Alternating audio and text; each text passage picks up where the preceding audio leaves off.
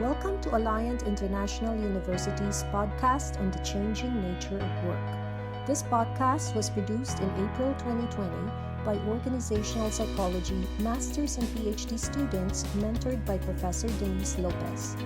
The goal of our podcast is to provide listeners with insights about how technology and social trends are transforming work and how leaders can respond constructively to balance employee and business needs.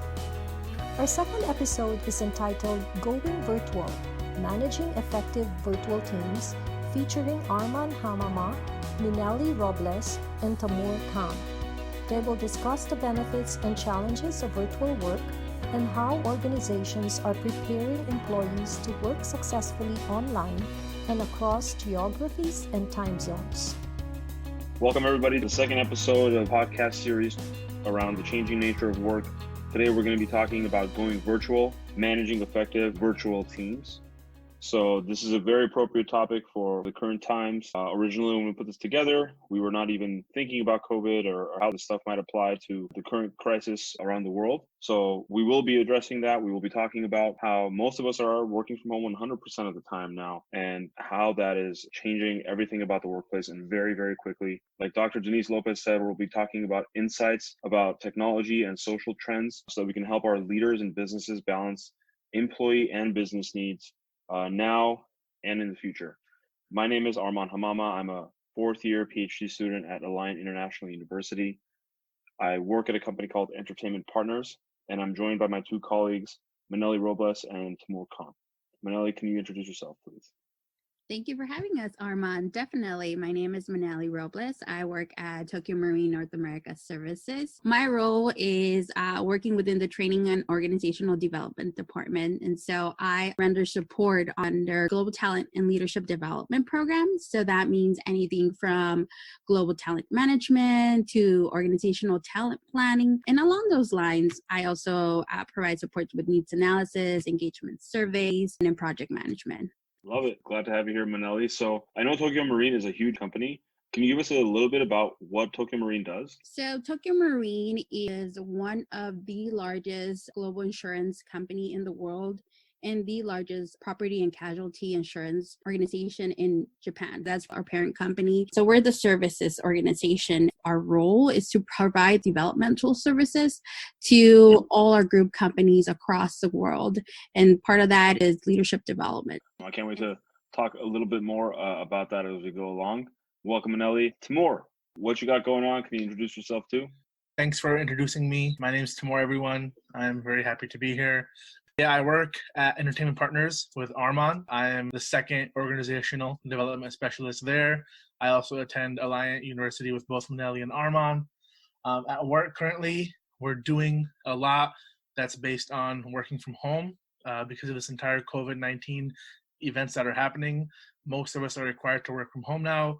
And this is really where our OD initiatives and our OD background is coming into play.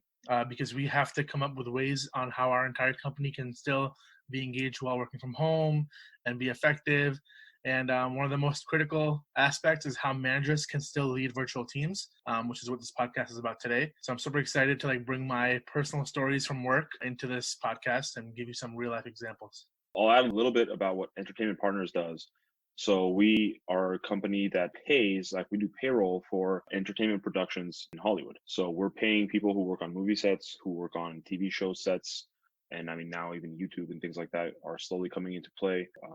When Hollywood is going, we're going really strong with them. We also support them in a variety of other services like technology and software, also some benefit solutions and risk solutions. So we're involved in the entertainment industry on the production side. And we run that back end and we really support a big portion of the industry. So it'll be interesting to talk about how that's changed in the current situation. I'll add a couple of statistics here, and then I will ask Tamoor and Minnelly some questions. We'll have a conversation for the next 15, 20 minutes, I think. And that'll be our topic and what we're going to do for the rest of this podcast. So in 2017, there was a Gallup poll that reported 43% of Americans had spent at least some time working remotely.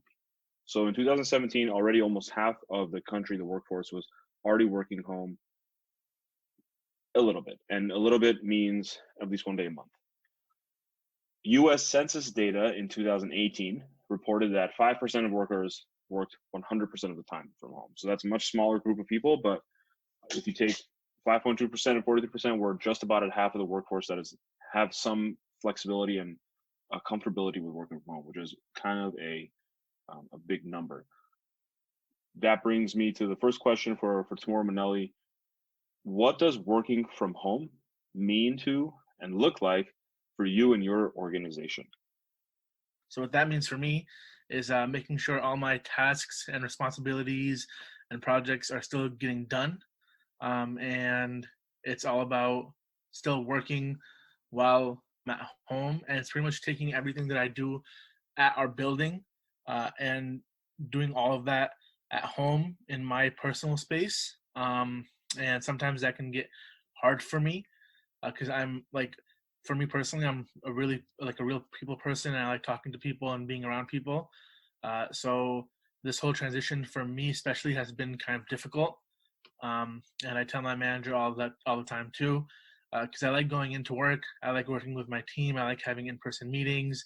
So me being like kind of alone, and I feel like isolation sort of is really hard.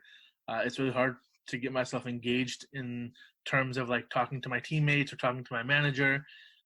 I want to make clear for everyone who's listening to this podcast that working from home right now in our current situation is different than working from home was like 6 months ago. Because 6 months ago, working from home was like taking a day out of the work week just to go work from home and be in your own space. But now we're like required to work from home because of everything that's going on in the world, in the United States. And there's a different spin to it now. So like, for example, I might have enjoyed working from home 6 months ago, but now to me, it's become tedious, and like I'm just looking forward to going back into work. So I just want to make that like an established thing that whatever we're going to say going forward from here, what I'm going to say is going to be based off of a mix of what's going on now and then what it was like before, if that makes sense. It sounds like the work that you do tomorrow, like it's very possible and realistic to actually get it done from home effectively. Yes.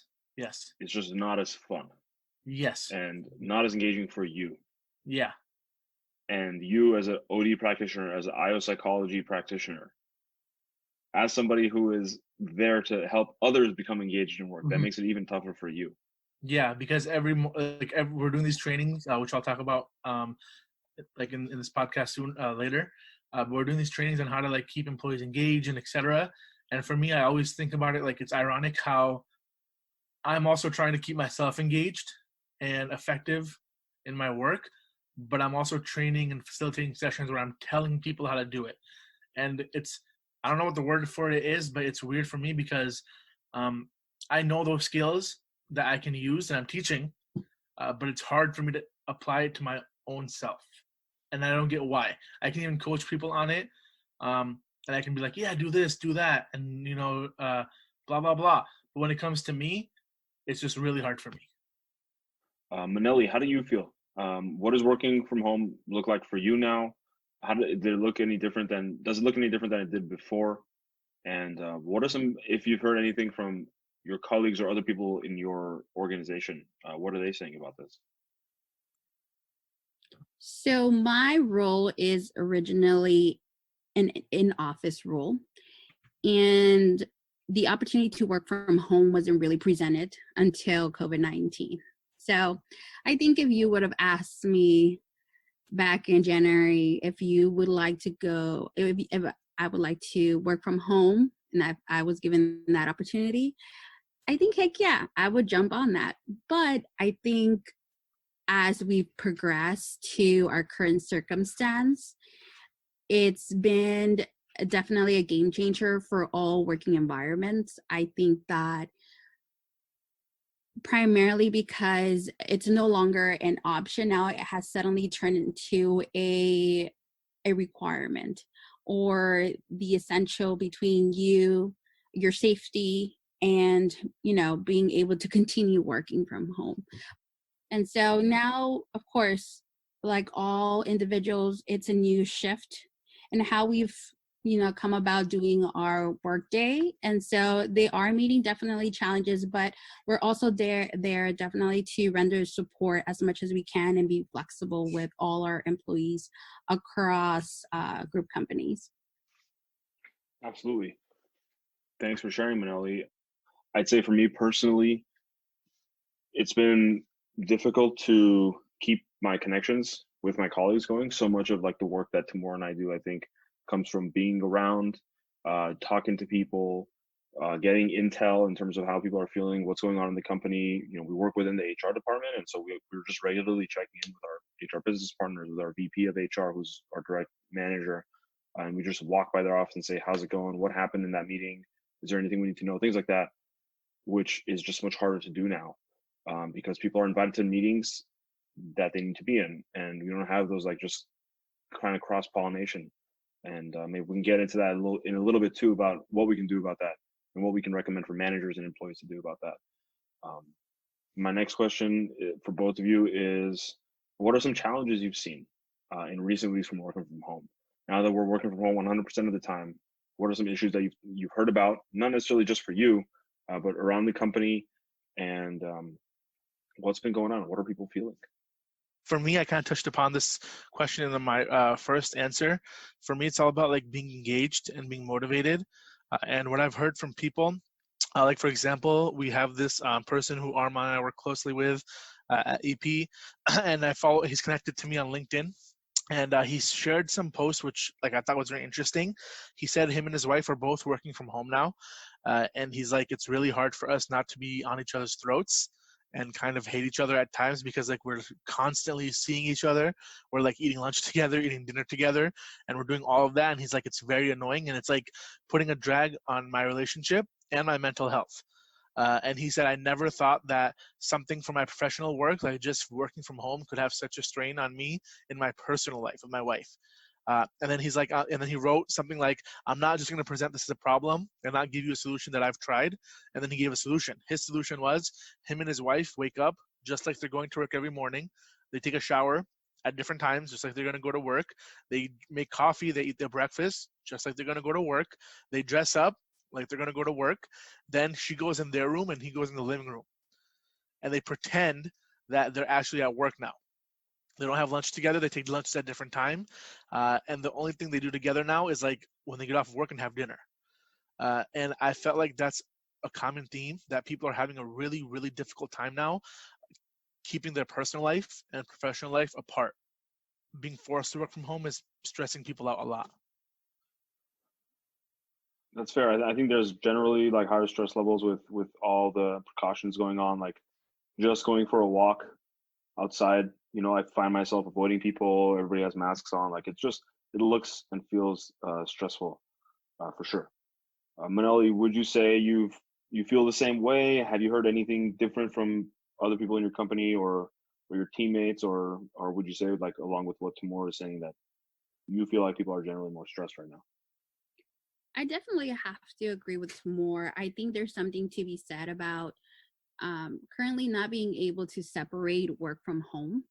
And a lot of it, I think, has to do with working longer hours and recognizing that we are actually working a lot longer than what our normal day would usually look like.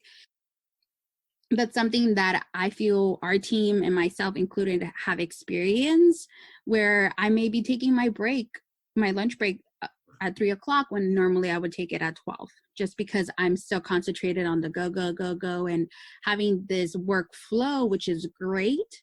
But at the same time, we're not able to do a healthy dissociation of when we should put a pause on something and, shift our focus onto food, or maybe doing something as easy as going out for a walk for 15 minutes, taking small breaks here and there.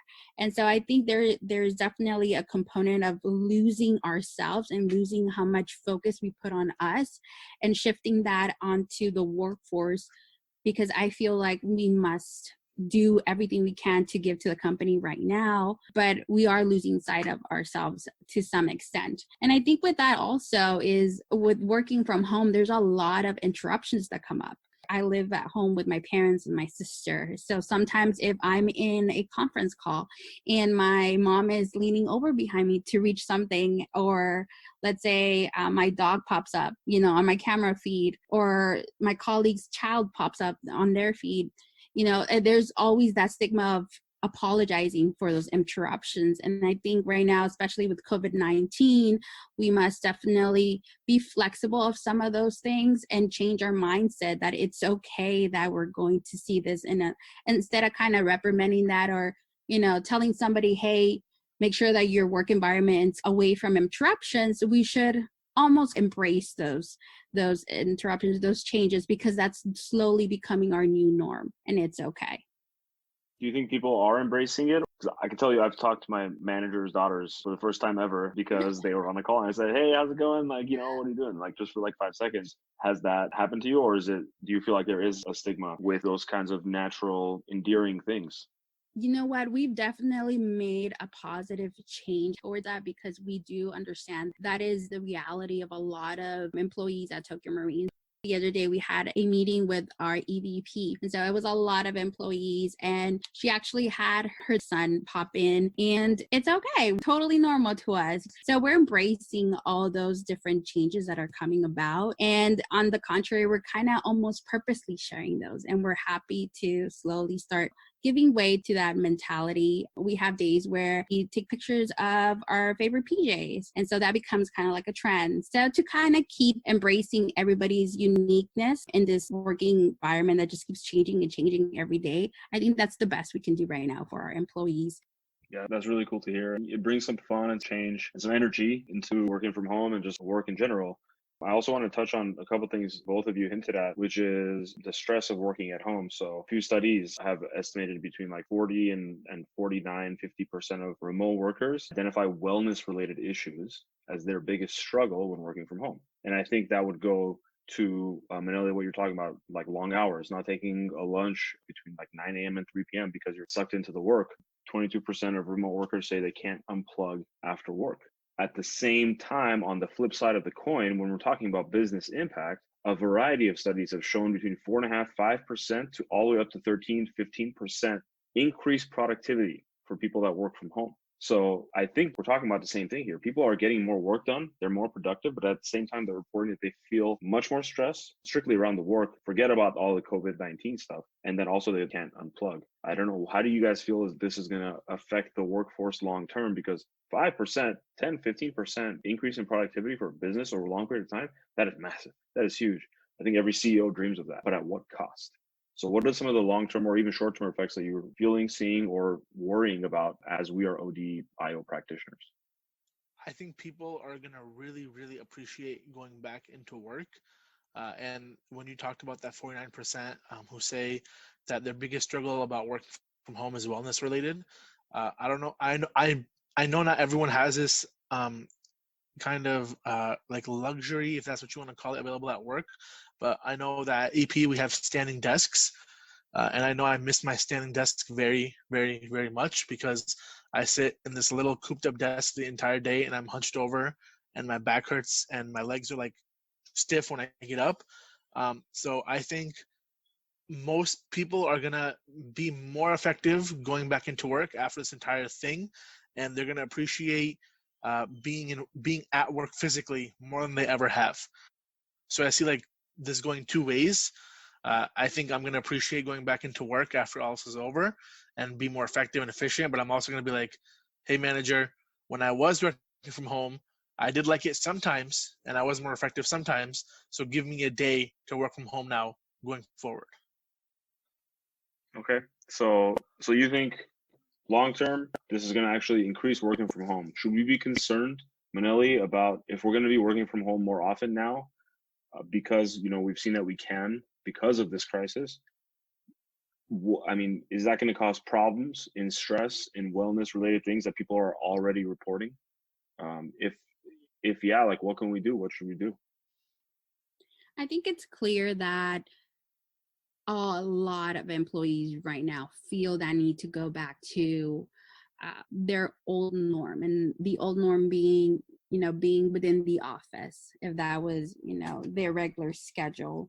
or their regular environment. But the reality is that we are all working from home now. And the uncertainty about that is that we just don't know how long this is going to last, unfortunately. I think if there was a time frame that we had clearly outlined, and this being COVID-19 would provide us a date when we were all clear to go back to work, then we can efficiently plan towards that. But because we can't, we pretty much are left to do what we can with our employees. And I think a very key part of that is tuning into our employees and really understanding what their current needs are in this, given the circumstances. So for example, at Tokyo Marine, it's understanding, hey, you know, for those parents that have children that now don't have to go into school and they have to be taught at home, maybe it might be beneficial for that employee to have a shift in their working hours. Maybe it might be best for them to start later in the evening once they've already settled with their children earlier in the day. That way they could be a little bit more productive. So having flexibility in working hours. We've also enacted a lot of support services for our employees, doing yoga, doing virtual happy hour, doing, let's say, movie days. Yeah, absolutely. Minnelly, I really like what you mentioned about flexibility of working from home, you know, moving forward down the line in a year and 2 years, whenever this normal becomes not normal again and our previous normal becomes a very welcome normal again. But, you know, I think you hinted at something which is really cool, the idea that we're all working from home now and we understand the realities of working when our kids are around, when our roommates are around, when the apartment next door is, you know, going under construction. As one of the essential services that's still around, there's a lot of construction people that I've just noticed around. I didn't realize there were always so many construction people. That's a noise, that's interruption. I think what is going to happen, and it's not happening, I encourage all business leaders, HR leaders, every single person working from home, pay attention to all these things, because when we start going back to the office and we request work from home days more often, or the business puts it on us because it's actually more efficient and it turns out better for the workforce, be open-minded about these things that might happen to your colleague who's working from home while you're at the office. Remember when you were working at home. Pay attention to these things now, because if we're going to all be a little more open-minded about it and we can all be a little more flexible with each other, I think it's going to be a positive. And this can, over time, we can actually learn a lot from this piece. Forget the COVID, forget all this other stuff, just in how we have to work when we're at home. It's different than how we work in the office.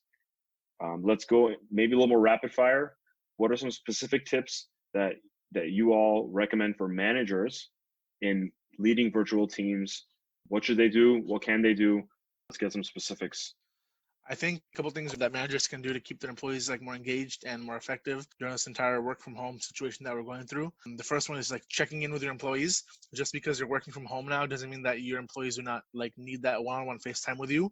So setting aside that one-on-one FaceTime with them through Zoom, through Microsoft Teams, or whatever software you use to be like, hey, I'm here for you. I have your back. Please don't stress. Also asking for participation during meetings. I know in virtual meetings, sometimes I have the tendency to just be quiet and not talk much because like you can't see me and I'm like, Arman's talking or someone else is talking, I'll just be quiet.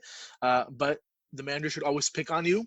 And I'm not saying that negatively, like the manager could say, hey, Tamoor, you're being kind of quiet. What's up? What are your ideas? Do you agree? Even if you're asking like, hey, Tamoor, do you agree? Like you're asking them to talk. And I think a lot of times people just ignore that fact. So I think managers should always ask for like interaction and kind of play that professor role where they're asking questions like, hey, Arman, how do you feel about this idea that Tamoor just gave? Or do you agree? Do you disagree? I want to hear your thoughts. And then lastly, I want managers to express that we're all in this together to their employees. I think more than managers know, the employees look up to them a lot. They're role models for some employees because like, for example, I want to be where my manager is one day. So I look at him and I look at all his mannerisms and how he like talks in meetings and everything. And for him to say like, hey, we're all in this together.